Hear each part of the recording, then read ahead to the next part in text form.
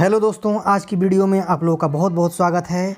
आज हम लोकसभा यानी स्पीकर से संबंधित वैसे प्रश्न लाए हैं जो आपके एग्ज़ाम में हमेशा एक न एक क्वेश्चन पूछ लिए जाते हैं। एक न एक क्वेश्चन इस वन लाइनर क्वेश्चन से एक न एक क्वेश्चन आपको पूछ लिए जाएंगे। तो क्यों ना आज इस क्वेश्चन को इस वीडियो में सारे वैसे प्रश्न को डाल दें, वैसे प्रश्न को आपको उपलब्ध करा दें जो आपको एग्ज़ाम में लोकसभा से संबंधित यानी स्पीकर से संबंधित वैसे प्रश्न आते हैं। ठीक है, तो चलते हैं सीधे क्वेश्चन पे। ठीक है, तो पहला है कि जनता द्वारा प्रत्यक्ष रूप से निर्वाचित सदन को क्या कहते हैं। तो जनता द्वारा प्रत्यक्ष रूप से निर्वाचित सदन को क्या कहते हैं? लोकसभा कहते हैं। क्या कहते हैं? लोकसभा। ठीक है, वैसे ही नेक्स्ट क्वेश्चन है कि संविधान में लोकसभा सदस्यों की मूल संख्या क्या है। तो संविधान में लोकसभा सदस्यों की मूल संख्या आपको ऐसे 552 है। अगर कुल संख्या पूछे तो 552, लेकिन वर्तमान में लोकसभा में कितने सदस्य हैं? तो 545। ठीक है, अब 545 क्या हुआ?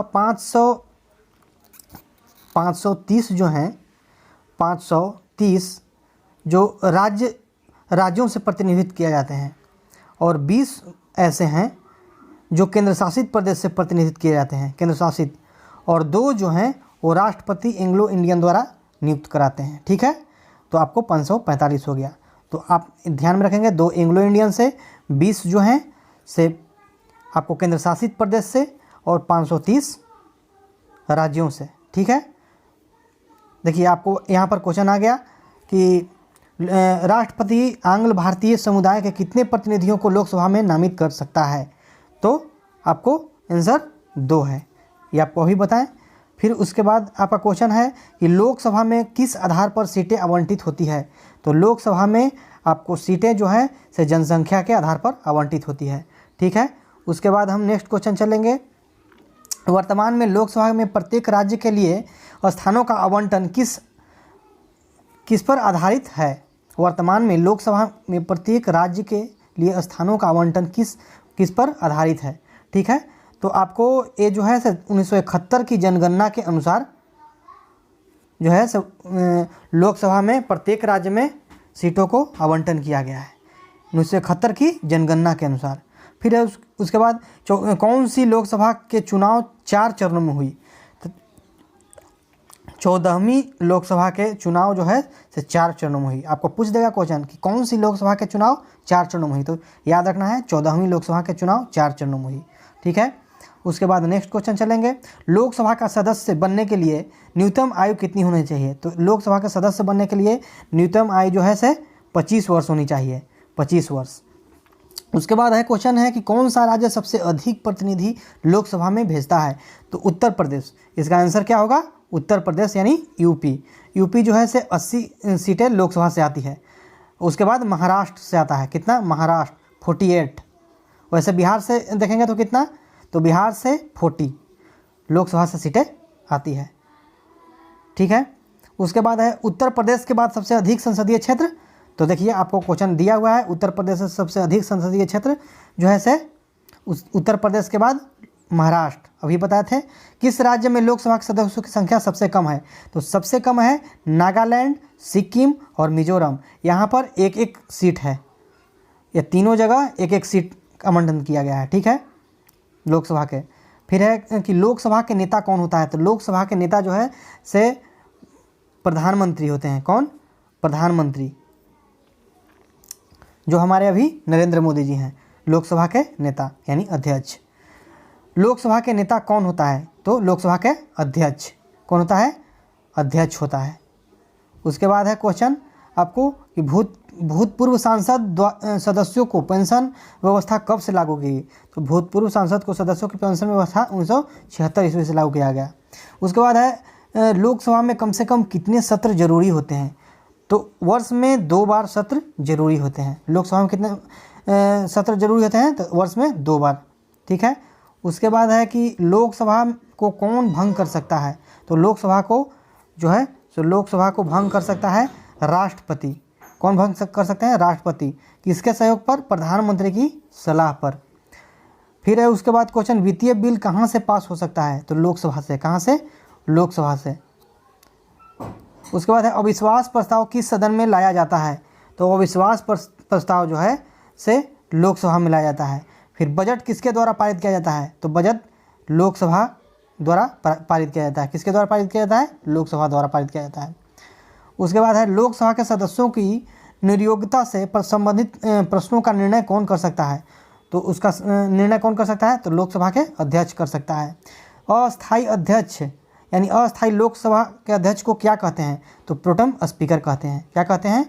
जो अस्थायी अध्यक्ष होते हैं उनको क्या कहते हैं? यानी अस्थायी रूप से अगर किसी को अध्यक्ष नहीं रखा गया है तो अस्थायी रूप से अगर किसी को अध्यक्ष तत्काल समय के लिए बनाया गया है तो उसको यानी प्रोटेम स्पीकर कहते हैं उसको। उसके बाद प्रोटेम स्पीकर की नियुक्ति कौन करता है? तो प्रोटेम स्पीकर की नियुक्ति जो है से राष्ट्रपति करते हैं। कौन करते हैं? राष्ट्रपति करते हैं। फिर उसके बाद है नेक्स्ट क्वेश्चन है कि कितने दिनों तक अनुपस्थित रहने पर लोकसभा के सदस्यों की सदस्यता समाप्त हो जाती है? तो 2 माह। कितने दिनों तक अनुपस्थित रहने पर लोकसभा के सदस्य की सदस्यता समाप्त हो जाती है? यानी लोकसभा में जितने भी सदस्यगण हैं सदस्यता प्राप्त किए हुए हैं वो अगर 2 माह तक अनुपस्थित रहते हैं, आपको क्वेश्चन है कितने दिन तक अनुपस्थित रहने पर लोकसभा के सदस्य की सदस्यता समाप्त हो जाती है? तो 2 माह। 2 माह तक। ठीक है। उसके बाद है किस विधेयक को केवल लोकसभा ही पारित करती है? तो वित्त विधेयक को। किस विधेयक को? वित्त विधेयक को लोकसभा पारित करती है। फिर उसके बाद है कि मंत्रिपरिषद किसके प्रति उत्तरदायी होता है? तो लोकसभा के प्रति उत्तरदायी होता है। ठीक है। उसके बाद है किस अवस्था में संसद लोकसभा का कार्यकाल बढ़ा सकती है? तो आपातकाल की स्थिति में। किस स्थिति में? आपातकाल की स्थिति में। किस अवस्था में संसद लोकसभा का कार्यकाल बढ़ा सकती है? तो आपातकाल की स्थिति में। उसके बाद है नेक्स्ट क्वेश्चन, संसद एक बार में लोकसभा के कार्यकाल कितने समय के लिए विधि कर सकती है? तो 1 वर्ष के लिए।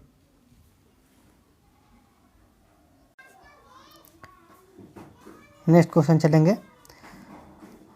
नेक्स्ट क्वेश्चन है कि किस वर्ष लोकसभा का कार्यकाल एक एक करके 2 बार बढ़ाया गया? तो ऐसा कौन सा वर्ष था? यानी किस वर्ष लोकसभा का कार्यकाल एक एक करके 2 बार बढ़ाया गया? एंड 1976 में इस तरह के क्वेश्चन पूछ सकते हैं। किस वर्ष लोकसभा का कार्यकाल एक एक करके 2 बार बढ़ाया गया? तो 1976 में ऐसा हुआ था। कब? 1976 में। फिर नेक्स्ट क्वेश्चन की राजनीतिक शब्दावली में शून्यकाल का अर्थ क्या है? तो शून्यकाल का अर्थ है कि प्रश्नोत्तर काल यानी प्रश्नकाल। शून्यकाल को कौन काल कहते हैं? प्रश्नकाल। कभी कभी क्वेश्चन पूछ जाएगा शून्यकाल को क्या कहा जाता है? तो प्रश्नकाल भी कहा जाता है। ठीक है। उसके बाद नेक्स्ट क्वेश्चन है यदि कोई व्यक्ति राज्यसभा का सदस्य है तो क्या वह लोकसभा का अपना वक्तव्य दे सकता है? आपका क्वेश्चन है कि कोई व्यक्ति राज्यसभा का सदस्य है तो क्या वह लोकसभा में अपना वक्तव्य दे सकता है? यानी कुछ बोलने का उसको मौका मिल सकता है? तो ऐसा प्रावधान है। हाँ। ठीक है। उसके बाद है कि लोकसभा अध्यक्ष का चुनाव कौन करता है? तो लोकसभा अध्यक्ष का चुनाव जो है लोकसभा के सदस्य करते हैं। उस नेक्स्ट क्वेश्चन, लोकसभा का अध्यक्ष के अस्थायी अध्यक्ष कौन नियुक्त करता है? तो अस्थायी अध्यक्ष को राष्ट्रपति जी ही नियुक्त करते हैं। कौन करते हैं? राष्ट्रपति। लोकसभा का अस्थायी अध्यक्ष कौन नियुक्त करता है? तो राष्ट्रपति। उसके बाद है लोकसभा अध्यक्ष अपना त्याग पत्र किसे देता है? तो लोकसभा अध्यक्ष जो है अपना त्याग पत्र लोकसभा उपाध्यक्ष को करते हैं। ठीक है।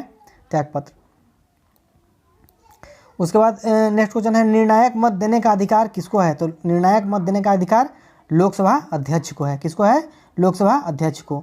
फिर नेक्स्ट क्वेश्चन कि लोकसभा का सचिवालय किससे नियंत्रित होता है? तो लोकसभा अध्यक्ष। किससे नियंत्रित होता है? लोकसभा के अध्यक्ष से। उसके बाद नेक्स्ट क्वेश्चन है कि भारत में प्रथम लोकसभा अध्यक्ष कौन थे? तो भारत में प्रथम लोकसभा अध्यक्ष जो है जीवी मावलंकर हैं। अभी वर्तमान में कौन है? वर्तमान में है ओम बिड़ला जी। कौन? ओम बिड़ला जी हैं। ठीक है। उसके बाद है नेक्स्ट क्वेश्चन, भारतीय संसद के दोनों सदनों के संयुक्त अधिवेशन की अध्यक्षता कौन करता है? तो संयुक्त अधिवेशन के भारत के संयुक्त संसद के दोनों सदन यानी कौन कौन सदन? उच्च सदन और निम्न सदन, 2 सदन होता है। तो जो दोनों सदन की अध्यक्षता जो है लोकसभा के अध्यक्ष करते हैं। उसके बाद क्वेश्चन है किसी लोकसभा में किसी विधेयक को धन विधेयक के रूप में कौन प्रमाणित करता है? तो किसी को लोकसभा के किसी विधेयक को धन विधेयक के रूप में लोकसभा अध्यक्ष प्रमाणित करते हैं। फिर नेक्स्ट क्वेश्चन है किसी समिति का पदेन अध्यक्ष लोकसभा अध्यक्ष होता है? तो निमित्त समिति। उसके बाद नेक्स्ट क्वेश्चन है लोकसभा महासचिव की नियुक्ति कौन करता है? तो लोकसभा के महासचिव की नियुक्ति जो है से लोकसभा स्पीकर करते हैं, लोकसभा के स्पीकर करते हैं। कोई स्पीकर के खिलाफ अविश्वास प्रस्ताव लाया गया, तो अविश्वास प्रस्ताव कौन ऐसा स्पीकर है, यहाँ पर थोड़ा सा क्वेश्चन मिस्टेक टाइप हुआ है। कौन स्पीकर के खिलाफ, यानी किस स्पीकर के खिलाफ अविश्वास, यहाँ पर किस लिखाएगा, किस स्पीकर के खिलाफ, यानी खिलाफ अविश्वास प्रस्ताव लाया गया? तो के.एस. हेगड़े, किसके खिलाफ अविश्वास प्रस्ताव लाया गया? के.एस. हेगड़े। उसके बाद नेक्स्ट क्वेश्चन है, लोकसभा के जनक किसे माना जाता है? तो लोकसभा के जनक जो है जी.वी. मावलंकर जी को माना जाता है। फिर उसके बाद है, लोकसभा के प्रथम उपाध्यक्ष कौन थे? एक क्वेश्चन पूछा जा सकता है। ऐसे सारे प्रश्न इंपॉर्टेंट हैं, ऐसा नहीं समझना है। तो लोकसभा के प्रथम उपाध्यक्ष, तो प्रथम उपाध्यक्ष जो है अनंत शयनम अपंगर, थोड़ा सा नाम अटपटा है, अनंत शयनम अपंगर। अध्यक्ष कौन प्रथम है? तो गणेश वासुदेव मावलंकर। फिर उसके बाद है, किस लोकसभा अध्यक्ष का कार्यकाल सबसे लंबा रहा?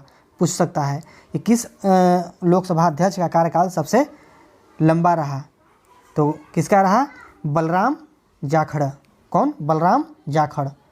उसके बाद नेक्स्ट क्वेश्चन है, लोकसभा अध्यक्ष या उपाध्यक्ष, लोकसभा के अध्यक्ष या उपाध्यक्ष की अनुपस्थिति में लोकसभा की अध्यक्षता कौन करता है? लोकसभा की अध्यक्षता कौन करता है? तो लोकसभा का वरिष्ठतम सदस्य, जो लोकसभा में वरिष्ठतम सदस्य हैं वही लोकसभा के सदस्य की अध्यक्षता करते हैं। यदि लोकसभा के अध्यक्ष और उपाध्यक्ष दोनों नहीं रहे तो लोकसभा के जो उसमें वरिष्ठतम सदस्य हैं वही करते हैं। फिर राष्ट्रमंडल अध्यक्षों के सम्मेलन का पदेन महासचिव कौन होता है? तो लोकसभा महासचिव। कौन? लोकसभा के महासचिव। उसके बाद है आपका क्वेश्चन, नेक्स्ट क्वेश्चन है कि भारत के लोकसभा अध्यक्ष किस देश के हाउस ऑफ कॉमन्स के अध्यक्ष की तरह होते हैं? तो इंग्लैंड के। किसके? इंग्लैंड के। भारत के लोकसभा अध्यक्ष किस देश के हाउस ऑफ कॉमन्स के अध्यक्ष की तरह होते हैं? तो इंग्लैंड के। ठीक है। उसके बाद आपको नेक्स्ट क्वेश्चन है कि लोकसभा का सचिवालय किसके प्रत्यक्ष पर्यवेक्षण एवं नियंत्रण का कार्य करता है? तो आपका आंसर है लोकसभा के अध्यक्ष। फिर उसके बाद आपका क्वेश्चन है, एक लास्ट क्वेश्चन है कि भारत की प्रथम महिला लोकसभा अध्यक्ष कौन है? तो भारत की प्रथम महिला लोकसभा अध्यक्ष मीरा कुमार। कौन? मीरा कुमार। एक किस पार्टी से थी? एक कांग्रेस पार्टी से थी। तो आपके इतने सारे प्रश्न हो गए। हमारे समझ से ऐसा नहीं लगता है कि आपको इसमें प्रश्न छूटा होगा। जो एग्ज़ाम में आते हैं ऐसे कुछ प्रश्न छूट गए होंगे तो आप देख लेंगे, लेकिन हमारे समझ से जितने भी प्रश्न लोकसभा से आते हैं ये सारे प्रश्न मैंने करा दिए हैं। आपको वीडियो कैसा लगा? अगर अच्छा लगा तो आप मेरे चैनल को लाइक करें, सब्सक्राइब कर सकते हैं। ठीक है, ओके। इसी के साथ धन्यवाद, बाय।